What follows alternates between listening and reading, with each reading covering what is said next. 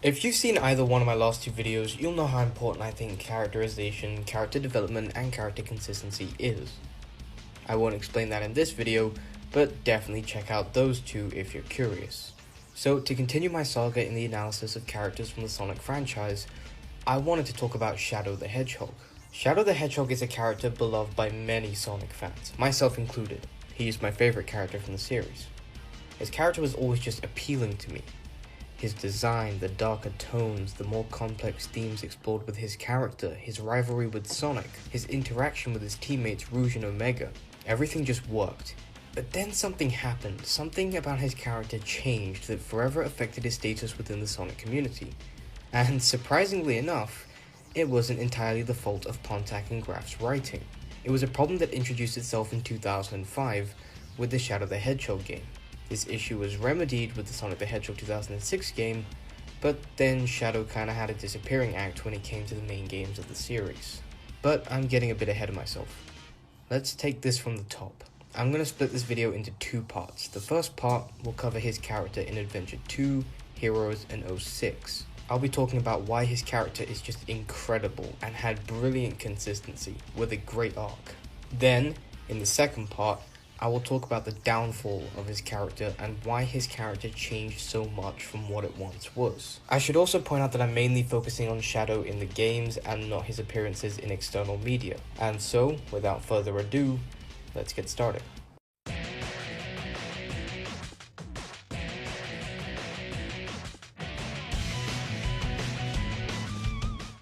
Let's take a trip to the beginning.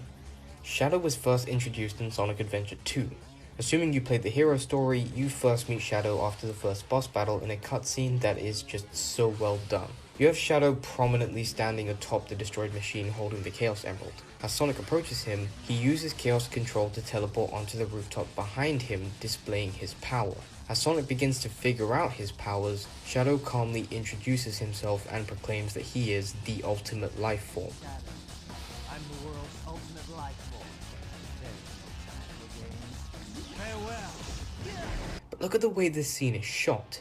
The camera angles are put in such a way to make Shadow seem superior and above Sonic, which is also helped by him literally being above Sonic when on the robot and the rooftop. This, along with the dialogue, introduce Shadow as this calm and collected character who believes that he is superior to everybody else.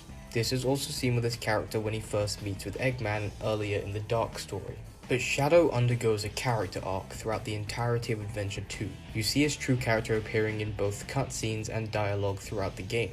Even going back to that cutscene where he first meets Sonic, the trend of him being shown to be above Sonic and acting superior is kept consistent through every cutscene where they meet, aside from the final time where they meet in their respective stories. They are now standing on equal ground. Sonic has subverted Shadow's expectations throughout the entire game, getting to this point where he actually earns Shadow's respect. Even during the final boss, Shadow states that he thinks Sonic might actually be the true ultimate life form.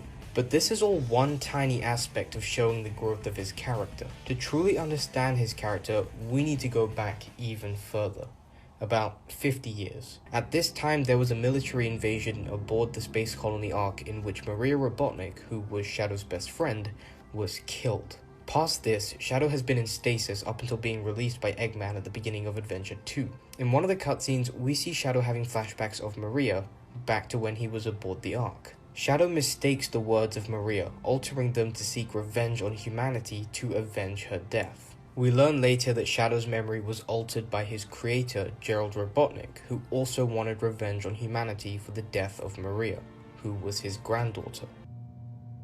I plan to give you a taste of my revenge once all the 7 Chaos Emeralds are collected. Once I initiate this program, it cannot be disabled. All of you ungrateful humans who took everything away from me will feel my loss and despair. Is there anything else you want to say? No. Now, even though taking revenge on the entirety of humanity is a bit much, it goes to show just how deep Shadow's relationship with Maria was. They weren't just friends, but best friends. He would do all this, no matter how corrupt it may be, because he cared for her that much. He believes that this is what Maria wanted Shadow to promise to her, and wants nothing more than to fulfill that promise to Maria. In fact, in one cutscene, Rouge asks him whether or not he is the real Shadow, and he simply states that even if he isn't the real Shadow, his promise to Maria is the realest part about him. No doubt. Even if my memories are not real, it's still me, Shadow, and I will fulfill my promise to Maria. It's the only thing that matters to me now. And throughout the story, Shadow doesn't just harbor hatred for humanity, but for himself for being unable to protect Maria on the day of the military invasion. Take for example the cutscene that plays just before Prison Island blows up. Rouge managed to get the Chaos Emerald, but is now locked in and can't escape. Shadow starts to have flashbacks of Maria and compares this situation to that. Rouge is about to die like Maria was, and Shadow didn't want to make the same mistake again. He immediately rushes to her rescue because of this. This gives insight to Shadow's character. He does care about people. He isn't emotionless, he just has a hard time displaying his emotion. Flash forward to the last story, Shadow has nearly completed his mission of taking revenge on humanity, as planned by Gerald Robotnik. But thanks to Amy appearing and pleading with Shadow to give humanity a second chance, Shadow begins to have more flashbacks about Maria. He finally remembers what Maria truly said. It wasn't for him to seek revenge, it was for Shadow to save humanity. With this revelation at hand, Shadow finally remembers the truth, sees through Gerald's tampering, and goes to continue exactly what he's been doing the whole game, fulfilling his promise to Maria. He even sheds a tear after remembering the truth and immediately jumps in to help Sonic and the others prevent the Ark from crashing and wiping out the Earth. Shadow, I beg you, please do it for them. Give them a chance. Shadow, I beg of you, please, do it for me. Maria! For all people who live on that planet, give them a chance to be happy. Let them live for their dreams. Shadow, I know you can do it. That's the reason why you were brought into this world. Sayonara, Shadow the Hedgehog. I promised her, and I must keep that promise. That's what Maria wished for. I've gotta go now. I have to keep my promise to Maria and you. He would do anything and stop at nothing to keep his promise, which ended up with him sacrificing his life to protect the Earth. Shadow's character arc in Sonic Adventure 2 goes to show that he isn't a one-note boring edgelord with no redeemable aspects, but a three-dimensional character with genuine heart and flaws who does truly care for people. He's not edgy, just more introverted. This can even be seen with the way he reacts to other characters throughout the game, like at the beginning when Amy first mistakes him for Sonic. Ready? Shadow, Rouge, on with the show! Oh, Sonic! I thought I'd never see you again. I'm so glad you made it.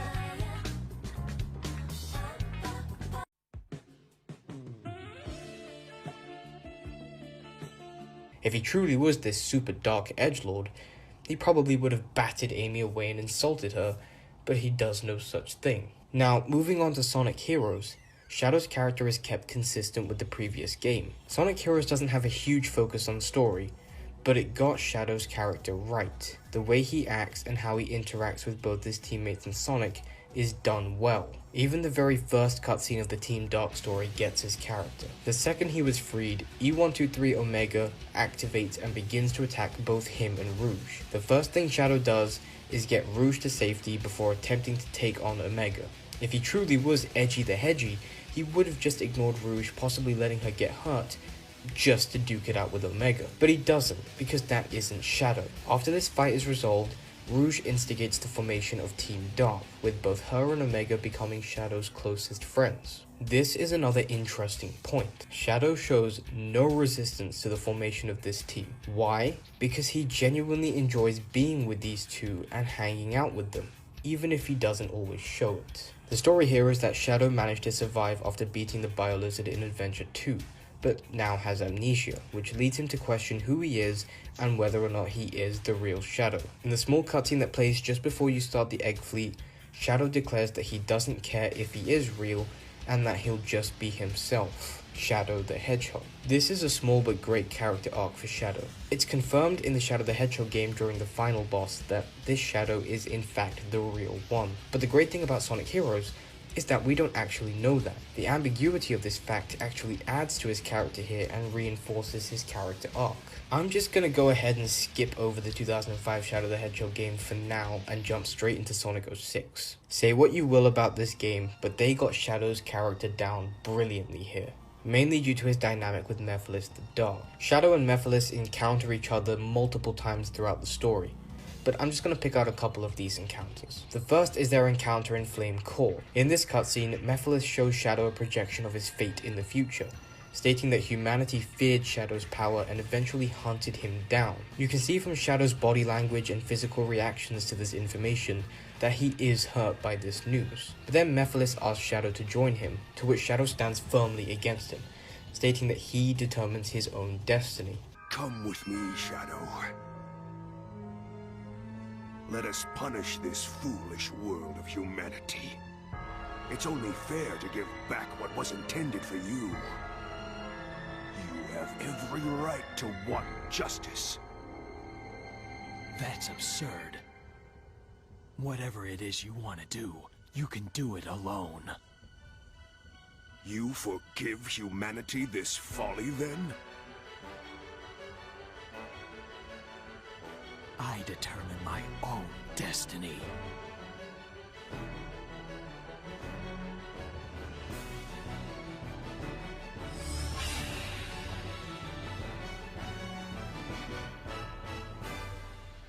Now, onto the second example, which is during the final cutscene of Shadow's story. In this cutscene, Mephiles questions why Shadow continues to fight for humanity even though humanity will eventually betray him. The response that Shadow gives is hands down my favorite line that he has ever said. You must realize now that you cannot hope to stop me with your limited power.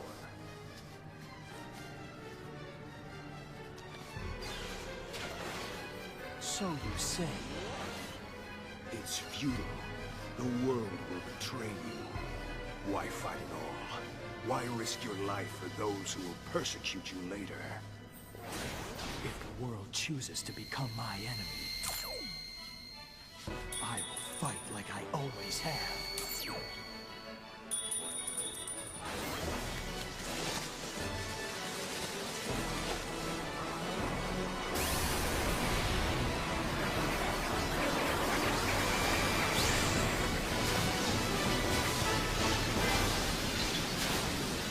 Both of these cutscenes reinforce how much Shadow's character has grown since his first appearance, excluding Shadow the Hedgehog. He doesn't hold a petty grudge against humanity like he once did back in Adventure 2, but instead proclaims that he will continue to fight no matter what. This also ties back to his promise to Maria about protecting humanity and explains why Shadow continues to fight for humanity, because he still wants to continue to fulfill his promise to Maria.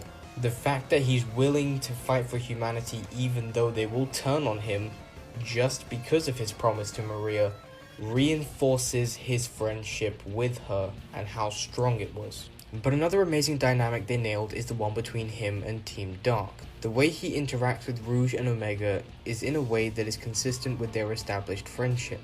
He talks with them a lot, saves Rouge at one point, which admittedly does lead to the release of Mephiles, and even steps in front of Rouge to take on Iblis in his second phase when he attacks. But the bigger interaction he has here is with Omega. We learn later in Shadow's campaign that the person who defeats and seals Shadow in the future is Omega. Omega confesses this information to Shadow, and he, like earlier, shows through his body language that he is hurt by this information.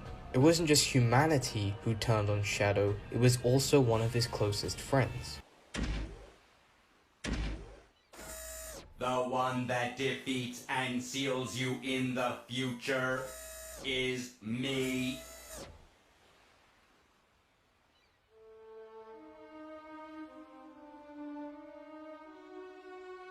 Rouge even jumps in to defend Shadow and states that if the whole world turns on him, she will always remain by his side. It's so unfair. Shadow's always here to defend the world. Despite that, Eventually, when something or someone is seen as too powerful, it is seen as a threat.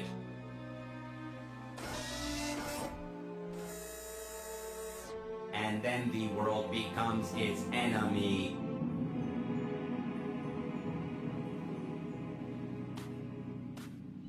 Shadow? Even if you believe everyone in the world will be against you, know that I'll always remain by your side. Remember that.